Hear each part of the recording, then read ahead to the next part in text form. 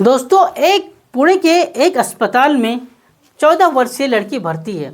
उसके इलाज के लिए महिला डॉक्टर, उसकी देखभाल के लिए महिला नर्सें और उसकी सफाई के लिए महिला कर्मचारी रखी गई है।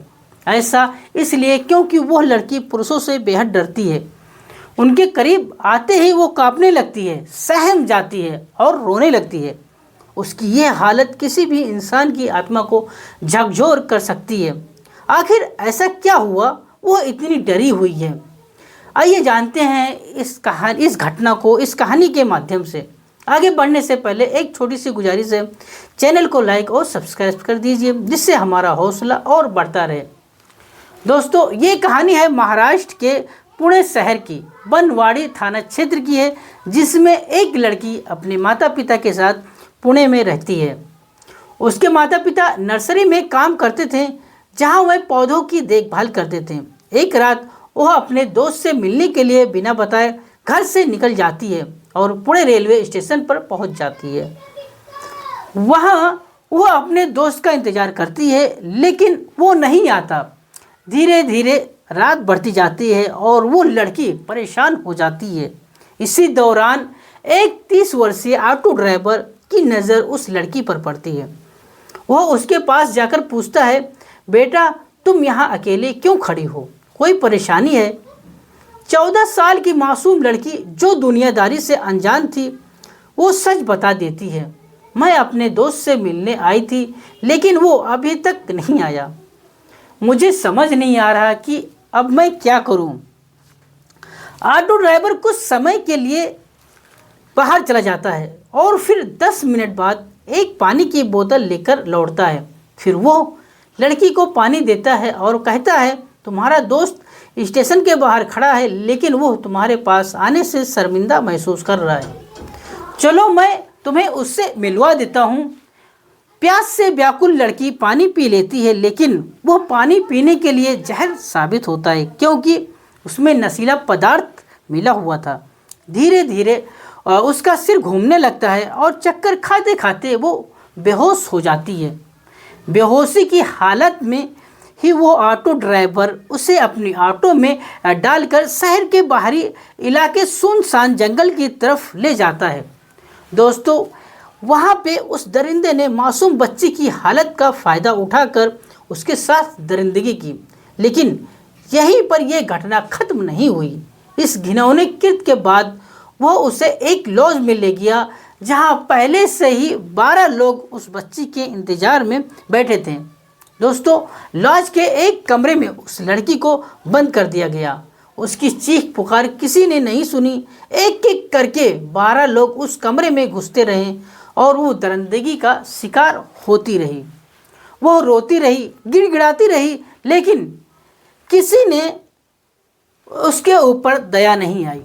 इंसान के रूप में छिपे भेड़िए पूरी रात उसे नोचते रहे। दोस्तों, सुबह होते ही ये सिलसिला फिर से दोहराया गया। इस बीच लड़की ने हर संभव कोशिश की वहाँ से भागने की, लेकिन हर बार नाकाम रही। अंत में जब सभी दरिंदे अपनी हवस मिटाकर संतुष्ट हो गए, तो उन्होंने लड़की को दादर रेलवे स्टेशन पर छोड़ दिया। दोस्तों, उस समय लड़की की हालत बहुत ज़्यादा ख़राब थी। सारे कपड़े फटे हुए थे, शरीर उसका जख्म से भरा हुआ था, बाल बिखरे हुए थे, लेकिन कोई उसकी मदद करने के लिए आगे नहीं आया। तभी वहाँ के 2 सफाई कर्मचारी उस पर नज़र डालते हैं। वह उसे यह कहकर अपने साथ ले जाते हैं कि वह उसे घर छोड़ देंगे, लेकिन वह भी वही करते हैं जो उन दरिंदों ने किया था। अब तक लड़की पूरी तरह टूट चुकी थी, वो अंदर से मर चुकी थी, लेकिन उसकी परीक्षा अभी भी बाकी थी। दोस्तों, तभी दोनों सफाई कर्मचारियों ने लड़की को एक ट्रेन में बिठा दिया जो चंडीगढ़ जा रही थी। वो सहमी हुई कोने में बैठी रही। ट्रेन में कई लोग आए गए, लेकिन किसी ने उससे ये नहीं पूछा कि वो किस परेशानी में है। दोस्तों, जब ट्रेन चंडीगढ़ स्टेशन पर रुकी, तो वहाँ के जीआरपी स्टाफ की नज़र उस पर पड़ी।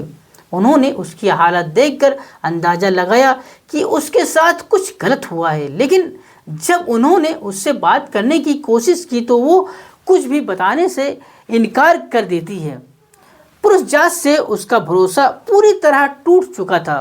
दोस्तों, तभी जीआरपी स्टाफ ने तुरंत चाइल्ड वेलफेयर कमेटी को सूचित किया।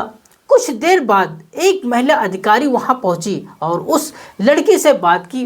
पहले तो वो कुछ भी बताने को तैयार नहीं थी, लेकिन धीरे धीरे उसने सब कुछ कहना शुरू किया।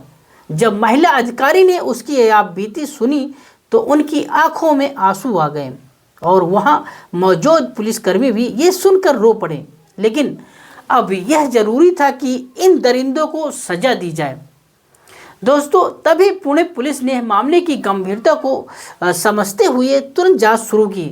लगभग 200 सीसीटीवी फुटेज खंगाले गए। पुणे रेलवे स्टेशन के बाहर लगे कैमरों से यह पता चला कि लड़की आखिरी बार एक ऑटो में जाती हुई दिखी हुई गई थी, जबकि ऑटो के अंदर से उसका ड्राइवर पकड़ा गया। फिर उसकी गवाही के आधार पर सभी 12 आरोपियों को गिरफ्तार किया गया। दादर स्टेशन के सफाई कर्मियों को भी गिरफ्तार कर लिया गया। तभी दोस्तों, लड़की को मुंबई लाकर एक प्राइवेट हॉस्पिटल में भर्ती कराया गया। वहां उसे सिर्फ महिला डॉक्टर, महिला नर्स और महिला कर्मचारी दी गई, क्योंकि वो अब पुरुषों से बेहद डरने लगी थी। लेकिन अंत में न्याय हुआ। कोर्ट ने सभी दोषियों को कड़ी से कड़ी सजा सुनाई। दोस्तों, हमें इस कहानी से हमें क्या सीख मिलती है, आइए जानते हैं। बच्चों को अकेला कभी बाहर जाने मत दें। अनजान लोगों से बात करने से पहले सावधान रहें। अगर कोई बच्चा परेशानी में दिखे तो उसकी जरूर मदद करें। समाज को ऐसी घटनाओं के प्रति जागरूक बनाएं। दोस्तों, ये कहानी दर्दनाक जरूर है, लेकिन इसे देख के सुन के जागरूक होना बहुत ही जरूरी है। हम सब मिलकर एक सुरक्षित समाज बना सकते हैं।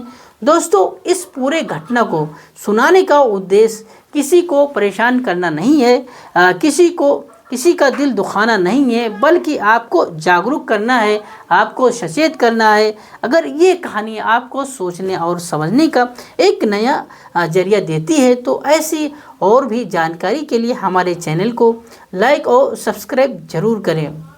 हम चाहते हैं अपनी राय भी आप हमारे साथ साझा करें। कृपया अपनी राय कमेंट बॉक्स में ज़रूर दें। आपका कीमती वक्त देने के लिए दिल से धन्यवाद। हम जल्द ही मिलेंगे एक नई घटना और कहानियों के साथ। तब तक के लिए जय हिंद, जय भारत।